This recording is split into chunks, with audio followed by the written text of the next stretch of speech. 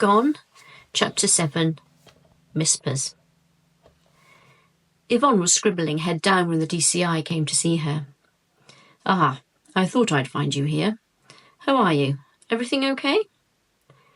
She was about to answer, but he continued, and she closed her mouth again. "Control have been in touch. A young girl has gone missing in Llanidloes. Name of Donna Fitzpatrick. She didn't return home after attending the Kevin Lee Christian conference above Dolver." Yvonne sat bolt upright, eyes shining. "Did you say Dolver?" "Yes. Why? Ring any bells?" "As a matter of fact, sir, it does, yes. A Mrs. Jones in Dolver reported a disappearance of a young girl who she said had been waiting at the bus stop." "Ah, yes, I remember. Well then, check it out. Find out if the description matches up." He ran a hand through his tousled hair. "Will do, sir." The 15-mile drive to the town of Llanidloes took about 20 minutes. Yvonne and Debbie would speak to Donna's friends first, and then head to Kevin Lee. Perhaps they might have some answers. As they drove over the bridge in Llanidloes, the DI was reminded of the beauty of this part of Wales. The first time she had visited the place, Dewi informed her that it was the heart of the medieval kingdom of Aristli. The impressive Cambrian mountains provided the backdrop. Like Newtown, it nestled along the banks of the River Severn. They arrived at the 3-storey, terraced black and white house where Donna and her friends had been living. They left their car in the town car park by the river. Their knock on the Viridian-painted front door brought them face to face with a tall, slim, sullen-faced young man. Yvonne estimated him to be around 25 years old. She held up her ID. "D.I. Giles, and this is D.S. Hughes. May we come in and speak with you? I understand you contacted us about a missing girl." "Oh yeah, that's right." He took the gum out of his mouth and held it in his hand, standing back to allow them through. They passed into a decent-sized kitchen via the narrow hallway. The male motioned them to the chairs around a square table. "Was it yourself who reported Donna missing?" Yvonne asked, while Debbie took out his notebook. No, it was Lisa, her friend." The young male didn't sit, but rather stood, leaning against the kitchen cabinets. He was dressed in a dark hooded top and jeans, darkened by ingrained dirt, and the top had food stains down the front. He kept his hands in the front pockets of his jeans, shifting position every few seconds. His eyes darted around as though he was expecting something to happen. "Could we take your name?" The DI's voice was soft and low. He hesitated, looking out through the window. Joe Benton." "Thank you. Is Lisa here, Joe?" He shook his head. "She's out. She'll be back later." "Can I ask how old you are?" His eyes darted to her face. "Just turned 28. Look, this isn't about me." "Is this place rented?" "Yes." He sighed and folded his arms.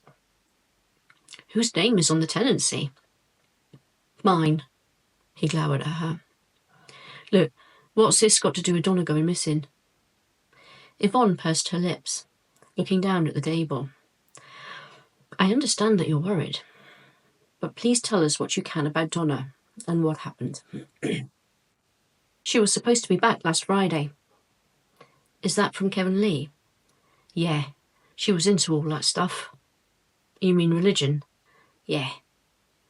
"And she didn't come back?" "No. She texted Lisa to say she was on her way, but she never arrived." "Do you have access to a vehicle, Joe?" "Yes." "Can I ask what car you've got?" "It's a Peugeot." He looked through the window again. "Is that the black one parked outside?"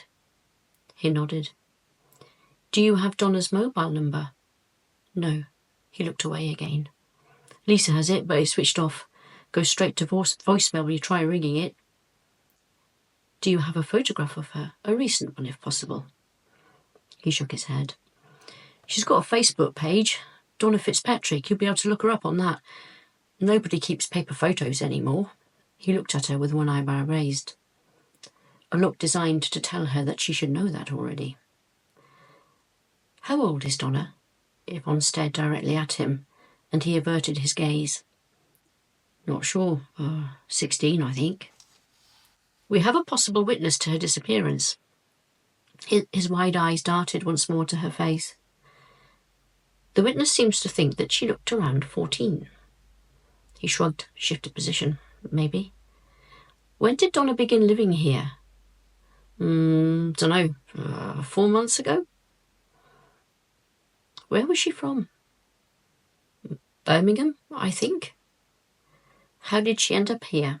He tutted and moved to the window. She didn't like where she was living, okay? Kids chat online. Someone told her about this place. And that you'd take her in if she came here. I don't turn anyone away, do I? Do you work, Mr. Benton? He had his back to her now. Of course, I couldn't pay the rent otherwise.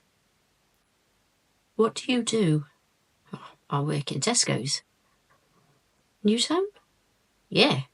I'm on night shifts at the moment. I should be sleeping now. How long have you been working there? Since I dropped out of 3 years. Yvonne stared at him intently, her eyes narrowing. You went to college? Yes. But you dropped out, she said with a gentle voice. It's not what you think. I got my degree. I was working for my PhD when I gave up. It wasn't for me. I was doing it for my family. Is that when you came to live here? I want to live my life my way. Yvonne nodded. How many people are staying here, Mr. Benton? That depends.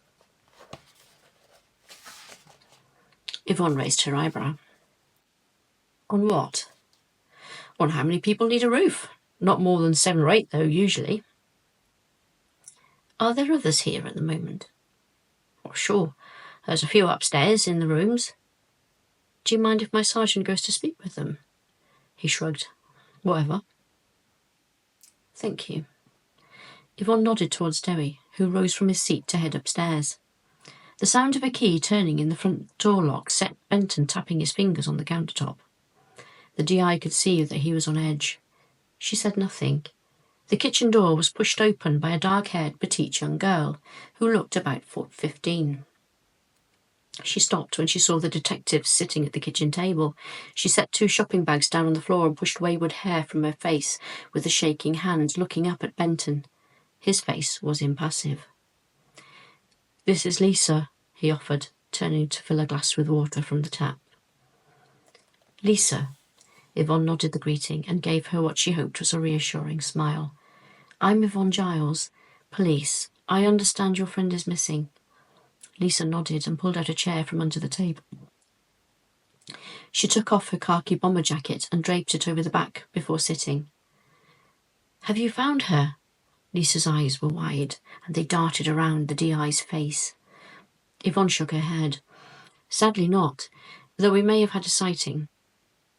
Do you have access to Donna's Facebook photos? Yvonne was acutely aware of Benton still leaning against the kitchen cupboards. Lisa repeatedly looked in his direction. Yes, I do. Would you like to see her profile picture? Yes, please. Is her profile public? Oh, yes. That's great. We need as recent an image as possible if we are to jog people's memories and give them help in locating her. Lisa passed her mobile to the detective. The picture was of a smiling, blonde-haired girl, striking a devil-may-care pose, her face full of life. And this is recent, Lisa nodded, taken 2 weeks ago, down by the river. Can I ask how old you are? Lisa coloured. 15. And Donna? 15. Nearly. So she's still 14 at the moment? Yeah, that's right. Where are your families? My family are in Newport, she shook her head, if you could call them family. What about Donna? Hereford, I think. She said her mum lives near the cathedral. I don't know about her father. I think he left when she was tiny. She spent some time in care. Her mother had an alcohol problem. Lisa, how did you come to be living here? Lisa flicked another look towards Benton. Yvonne felt intense irritation at his continued presence, and it surprised her. I needed my own space. The DI rubbed her chin. You're 15. Well, things were difficult at home. I couldn't take it any longer. Yvonne gave a nod, her expression soft. What about Donna? I think she wants adventure. She's a free spirit, Benton chimed in. I see. When was the last time you heard from her? She Facebooked me from Kevin Lee. She couldn't text as she had no signal, Lisa grimaced. What did she say? That she'd be back with us on Friday. And that was last Friday? Yes. She said she was on her way. And you've definitely not heard from her since? Lisa shook her head. Nothing. Could we have copies of her last messages? And photographs, if possible. Yes, no problem. Thank you, Lisa. And Joe? Yvonne made to get up. Will you be coming here again? Benton's hands were on his hips. It's possible, yes. Yvonne turned back to him. In fact, I'd say it's quite likely. Will that be a problem? It was a full 2 seconds before he replied, with a shrug. Guess not. Just call us first. Best make sure someone will be here. As Yvonne moved through the hallway, she met Debbie coming back down the stairs. All done, he assured her. They thanked Lisa again as she accompanied them to the door. The DI put a hand on her arm. We will do everything we can to find your friend. Back at the station, Yvonne filled Debbie in with what she had gathered from Lisa. Likewise, he told her about Sally and Martin, the 2 youngsters he had spoken to in the rooms upstairs. Martin said he was 16 and Sally 14, Debbie frowned. Joe Benton is definitely the man in charge. I can't say that he's doing anything untoward, but it's very unusual to have a 28-year-old living with a bunch of teenagers in the same house. I agree. Yvonne tapped her pen against her lips. I think perhaps we should have a word with social services. Find out if they are aware of these youngsters living there. I bet they are all on MISPER lists. Get Callum onto that. Would you? Yes, Ma'am, will do. Di Clayton came up to the DI's desk, pen behind his ear, and both shirt sleeves rolled up to his elbows. The hair around his face appeared damp. Everything okay, Di? She asked, her face creasing into a frown. Just had a call from the Jenkins family in my VOD. They haven't heard from their son Kyle in 2 days.